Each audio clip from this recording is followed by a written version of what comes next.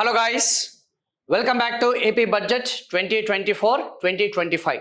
So ఇప్పుడు వచ్చేసి ఈ సెషన్ నుంచి మనం డిస్కస్ చేసుకోబోయేది వెల్ఫేర్ స్కీమ్స్. ఆ వెల్ఫేర్ ఏదైతుందో సంక్షేమానికి సంబంధించిన బడ్జెట్కి సంబంధించిన ప్రసంగం అనేది ఏం చేశారనేది అనౌన్స్మెంట్స్ అనేది ఒకసారి చూద్దాం. ఇందులో మెయిన్గా చూసుకుంటే పెన్షన్కి సంబంధించింది ఇప్పుడు ఈ సెషన్లో డిస్కస్ చేసుకోబోయేది, పోస్ట్ మెట్రిక్ స్కాలర్షిప్కి సంబంధించింది.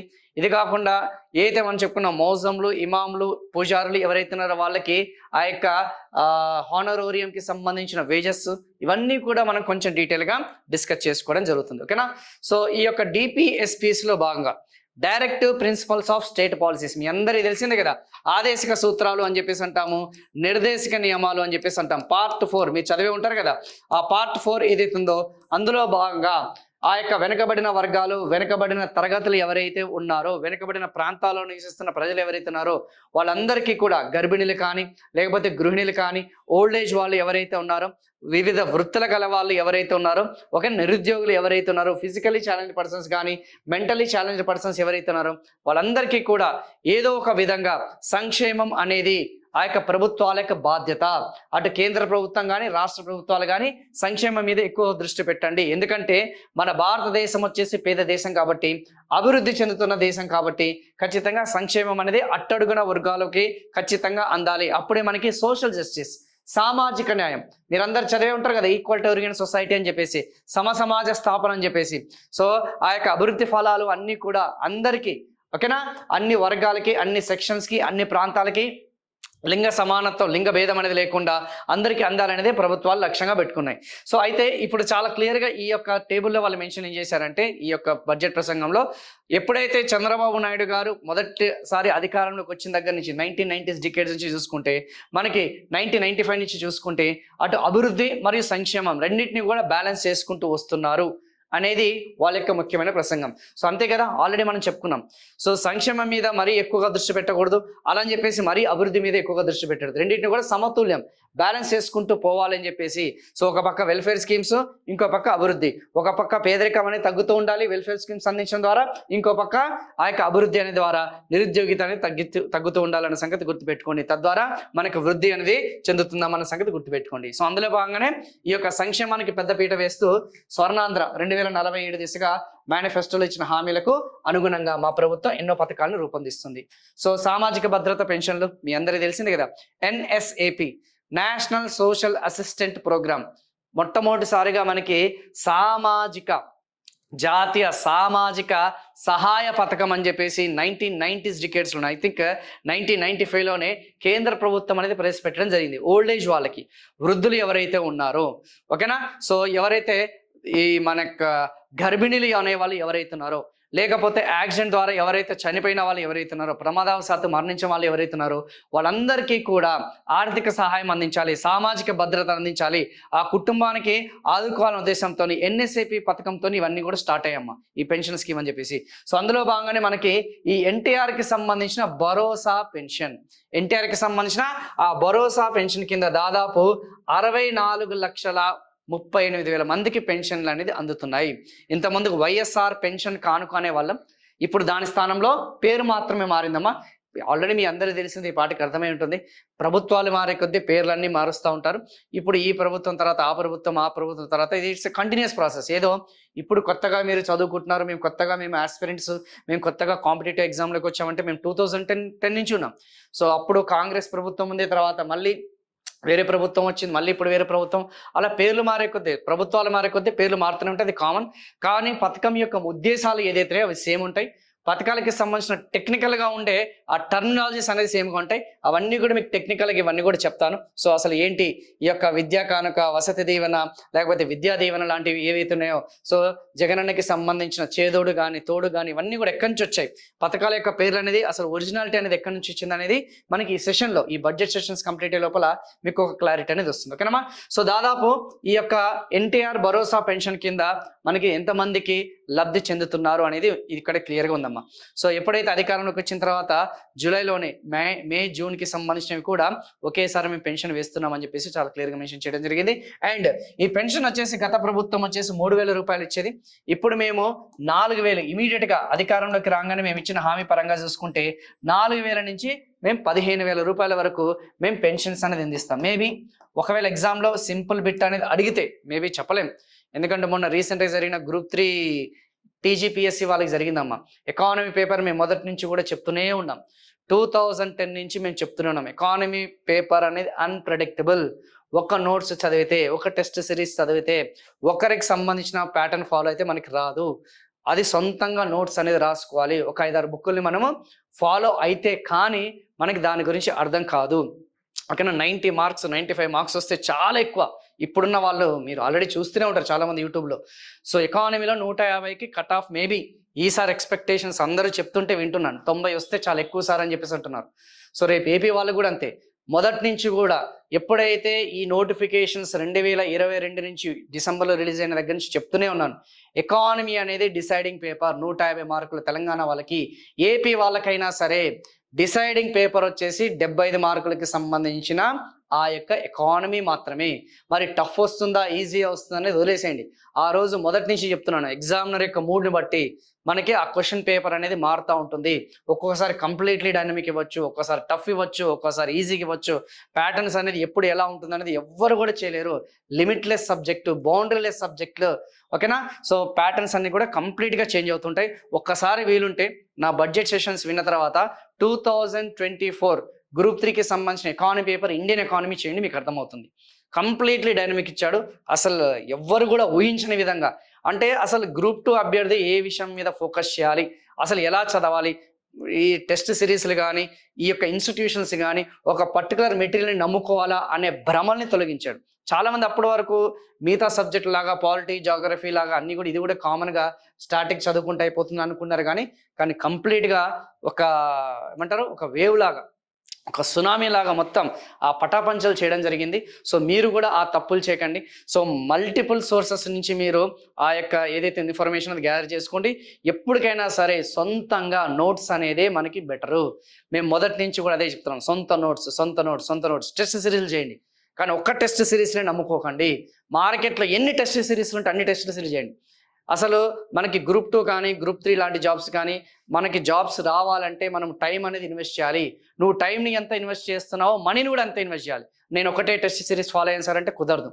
దాదాపు 4-5 టెస్ట్ సిరీస్ ఫాలో అవుతూనే ఉండాలి. ఎకానమీ వీళ్ళు చేసామంటే వీళ్ళు చేయాలి, వాళ్ళు చేయాలంటే వాళ్ళు చేయాలి. ప్రతి ఒక్కరిది కొంటూనే ఉండాలి, ప్రతి ఒక్కరిది మనము చేస్తూనే ఉండాలి. అప్పుడు మనకి సబ్జెక్ట్ మీద అవగాహన అనేది పెరుగుతుంది, కాన్ఫిడెన్స్ అనేది రేజ్ అవుతుంది. ఇది మేము మొదటి నుంచి కూడా 3 ఏళ్ల నుంచి ఆన్లైన్లో చెప్తూనే ఉన్నాం. So don't take it as a granted. Economy అనేది గ్రాంటెడ్గా తీసుకోకండి. మిగతా అవన్నీ కూడా స్కోరింగ్ సబ్జెక్ట్సే, కానీ ఎకానమీ మీద డిసైడింగ్ పేపర్. మీకు రేపు అపాయింట్మెంట్ లెటర్ రావాలన్నా, అపాయింట్మెంట్ రాలేదనడానికి ప్రధానమైన కారణము ఎకానమీ ఉంటుంది. అది గత 2008 నుంచి అదే పరంపర కొనసాగుతుంది.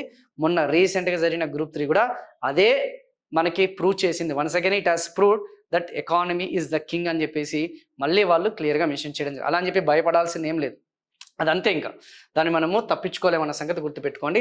సో ఇప్పుడు ఎందుకు చెప్తున్నానంటే, పాపం మా స్టూడెంట్స్ అనేవాళ్ళు మేము ఒక పర్టికులర్ దాన్ని నమ్ముకున్నాం సార్, ఒక పర్టికులర్ దాన్ని చేసుకున్నాం, మేము కొంచెం ఇదైపోయామని చెప్పేసి అన్న వాళ్ళకి మరి వాళ్ళకి కొంచెం జస్టిఫికేషన్ చేయాలి కదా. అందుకే వాళ్ళకి తెలియాలి కదా మీకు కూడా అలాంటి మిస్టేక్స్ చేద్దని చెప్పేసి, అందుకే మేము చెప్తున్నాం. సో 4,000 నుంచి 15,000 వరకు చూసుకుంటే ఆ పెన్షన్స్ అనేది ఏదైతే ఉందో వాళ్ళు ఆ రేంజ్ అనేది మెన్షన్ చేయడం జరిగింది. వృద్ధాప్య పెన్షన్ వచ్చేసి 3,000 నుంచి 4,000 రూపాయలకి ఇమీడియట్గా వాళ్ళు పెంచడం జరిగిందన్న సంగతి గుర్తుపెట్టుకోండి. సో ఎన్టీఆర్ భరోసా పెన్షన్ స్కీమ్, అంతకుముందు వైఎస్ఆర్ పెన్షన్ కానుక. సో 13/6/2024 దీన్ని లాంచ్ చేయడం జరిగింది. 4,000 నుంచి 15,000.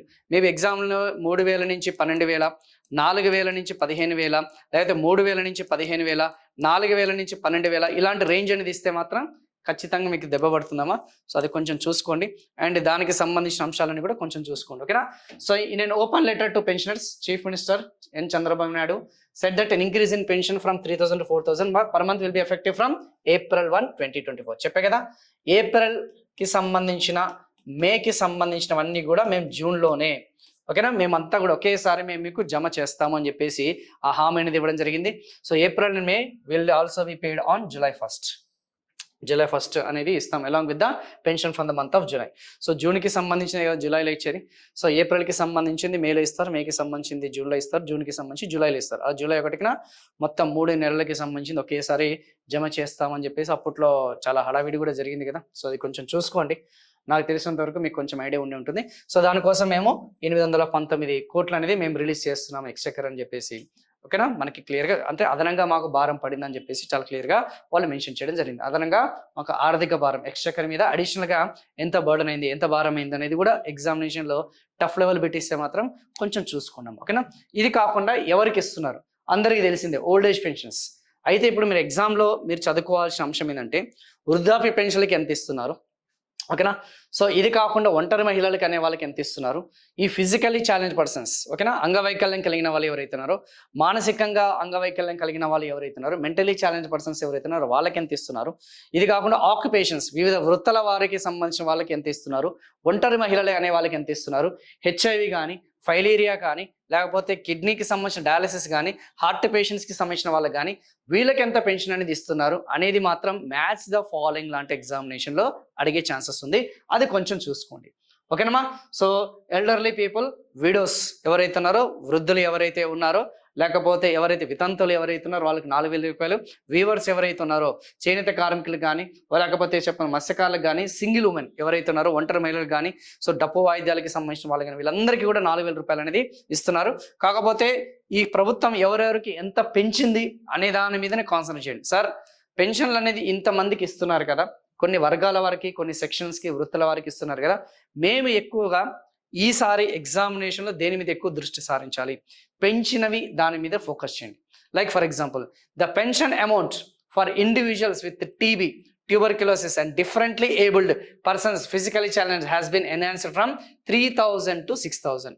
ఎవరైతే అంగవైకల్యం కలిగిన వాళ్ళకి, డిఫరెంట్లీ ఏబుల్డ్ పర్సన్స్ అంటే ఏందమ్మా అంగవైకల్యం కలిగిన వాళ్ళకి, ప్లస్ టీబీ ఎవరైతే ఉన్నారో వ్యక్తులకి ఎవరైతే ఉన్నారో వాళ్ళకి ఇర్రెస్పెక్టివ్ ఆఫ్ ది ఏజ్, ఆ యొక్క వయస్సుతోని సంబంధం లేకుండా వాళ్ళకి 6,000 రూపాయలు.